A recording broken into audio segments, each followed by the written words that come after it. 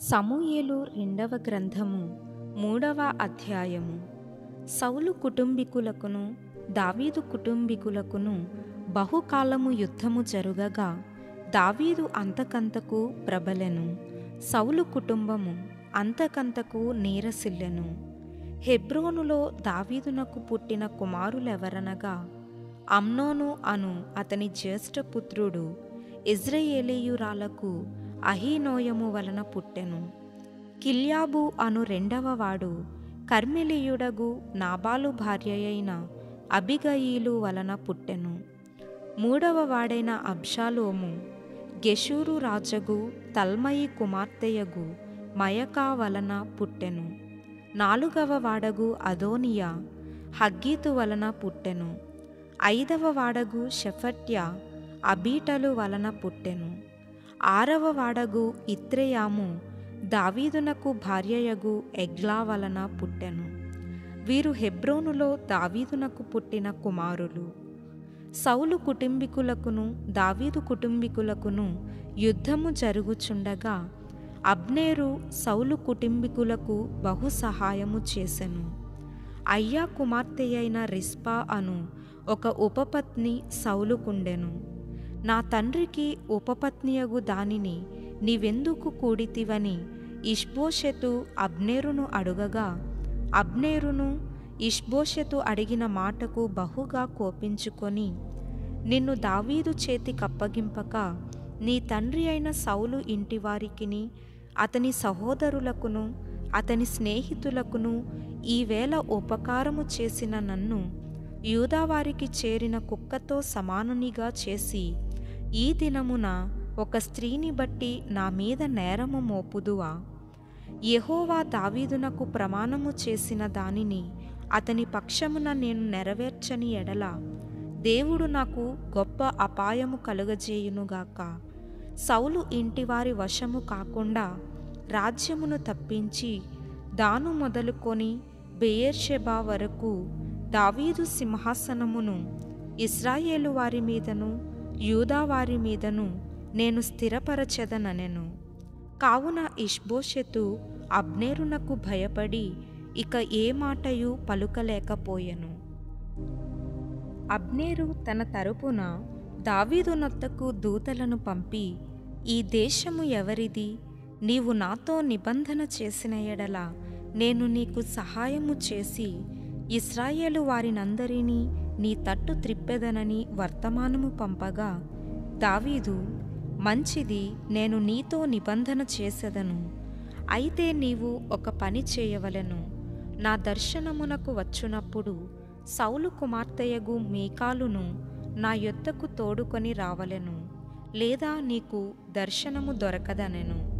మరియు దావీదు సౌలు కుమారుడగు ఇష్బోషెతునొద్దకు దూతలను పంపి, ఫిలిస్తీయులలో 100 మంది ముందోళ్లను తెచ్చి నేను పెండ్లి చేసుకొనిన మీకాలును నాకప్పగింపుమని చెప్పుటనగా, ఇష్బోషెతు దూతను పంపి లాయీషు కుమారుడగు పల్తీయేలు అను దాని పెనిమిటి యొద్ద నుండి మీకాలును పిలువనంపెను.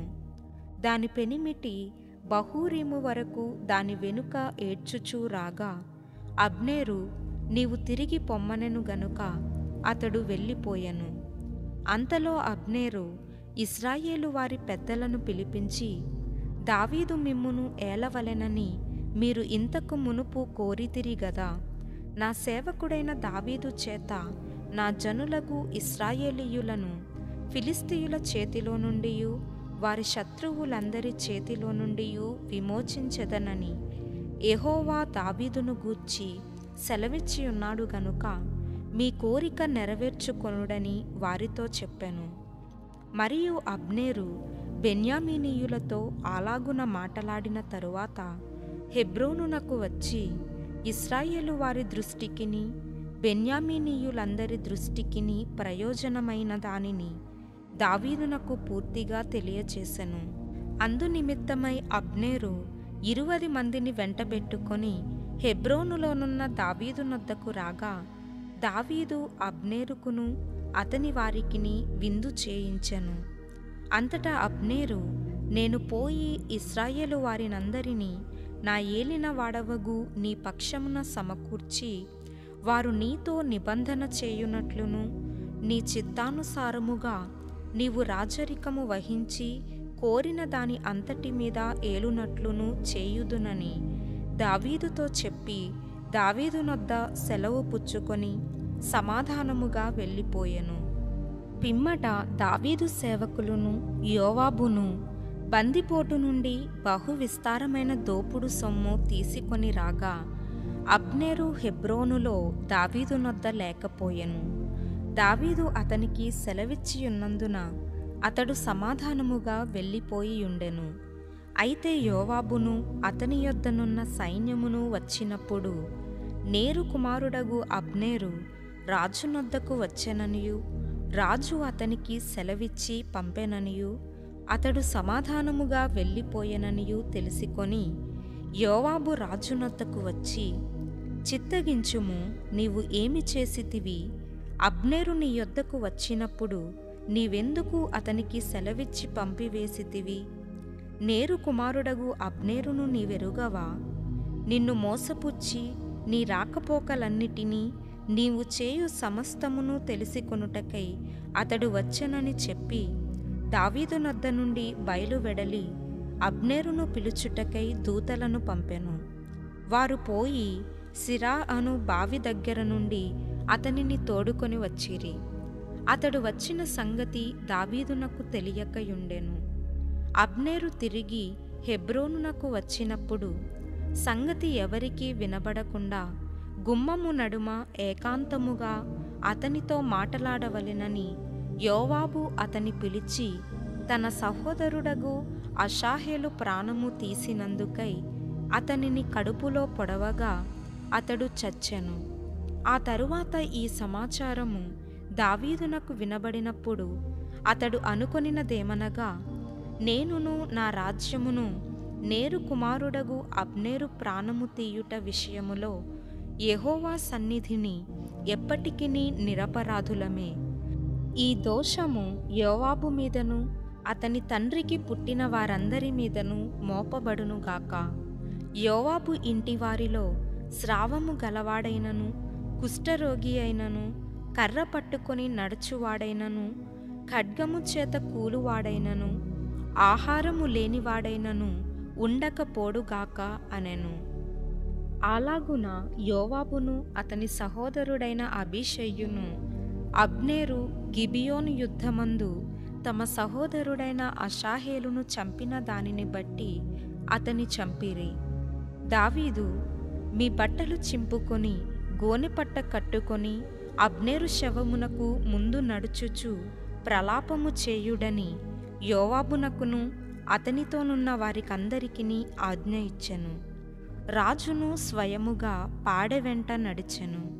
వారు అబ్నేరును హెబ్రోనులో పాతిపెట్టగా రాజు అబ్నేరు సమాధి దగ్గర ఎలుగెత్తి ఏడ్చెను. జనులందరూ ఏడ్చిరి. మరియు రాజు అబ్నేరును గూర్చి శోక కీర్తన ఒకటి కట్టెను. ఎట్లనగా, అబ్నేరు నీచుడొకడు చచ్చునట్లుగా నీవు చావతగునా? నీ చేతులకు కట్లు లేకుండగను, నీ కాళ్లకు సంకెళ్ళు వేయబడకుండగను దోషకారి ఎదుట ఒకడు పడునట్లు నీవు పడితివే.